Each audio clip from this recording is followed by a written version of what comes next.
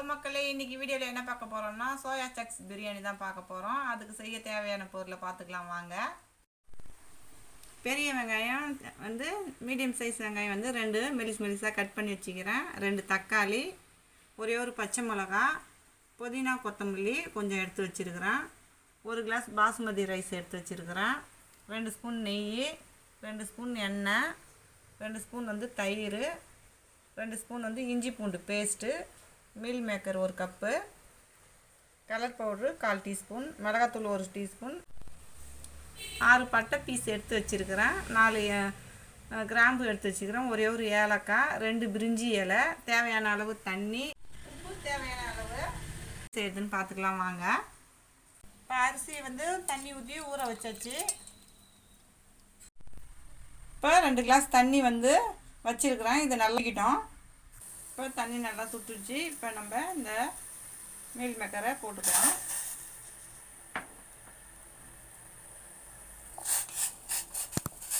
இது ஒரு 10 நிமிஷம் போல் ஊறட்டும். நம்ம வந்து அப்புறமா இது ஊறினோடனே இதை எடுத்துக்கலாம். நம்ம இப்போ இதை நல்லா தண்ணி இல்லாமல் புழிஞ்சு எடுத்துக்குங்க.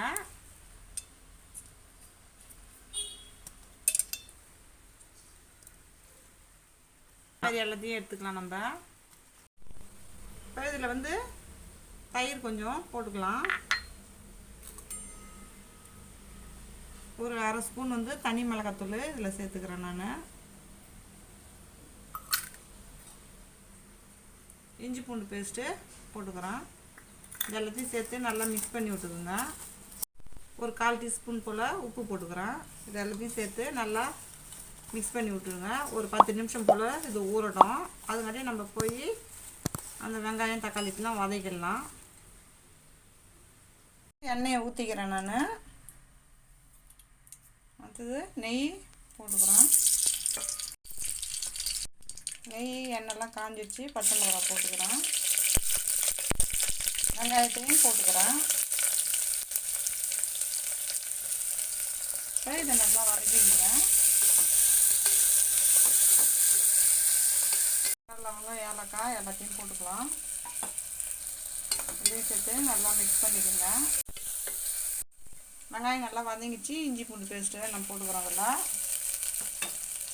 நல்லா போட்டு இதை மிக்ஸ் பண்ணிக்கோங்க. இப்போ தக்காளியை போட்டுக்கிறேன்.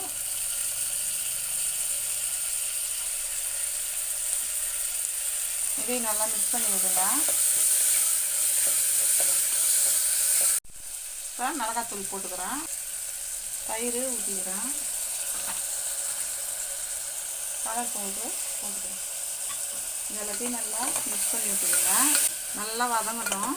பச்சை வாசனை போகிற வரைக்கும் நல்லா வதங்கட்டும். இப்போ புதினா கொத்தமல்லியும் போட்டுக்கிறேன். நான் இதையும் போட்டு நல்லா வதக்கி விடுங்க. இது ஊற வச்ச மீல் மேக்கரையும் இதில் சேர்த்துக்கலாம். நம்ம சேர்த்து நல்லா மிக்ஸ் பண்ணி விடுங்க. நம்ம சேனலில் நிறையா வந்து பிரியாணி வீடியோ எல்லாம் போட்டுக்கிறோம். இந்த வீடியோட எண்டில் கொடுக்குறோம். மறக்காமல் அதையும் செக் பண்ணி பாருங்கள். நீங்கள் வெஜ்ஜுனா வந்து வெஜ் பிரியாணி பாருங்கள், நான்வெஜ்னா நான்வெஜ் பிரியாணி பாருங்கள். ரெண்டுமே நம்ம போட்டிருக்கோம்.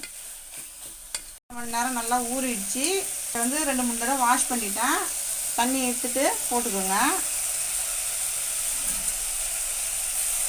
வந்து பாஸ்மதி அரிசி எடுத்துருக்கிறேன். இதுக்கு வந்து நம்ம 1.5 கிளாஸ் தண்ணி நம்ம ஊற்றிக்கலாம். நம்ம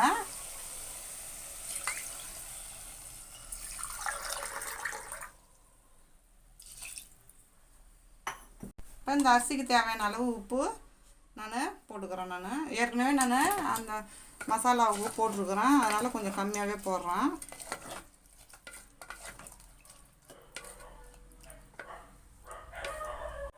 இப்போ குக்கரை நான் மூடிடுறேன். ஒரு விசில் வரட்டும்.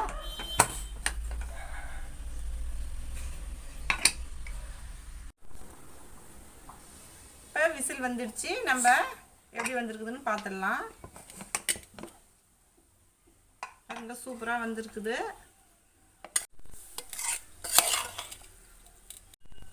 நம்மளுடைய சோயா சக்ஸ் பிரியாணி சூப்பராக ரெடி ஆயிடுச்சு. இதை ஒரு பிளேட்டுக்கு மாற்றிக்கிறேன். நான்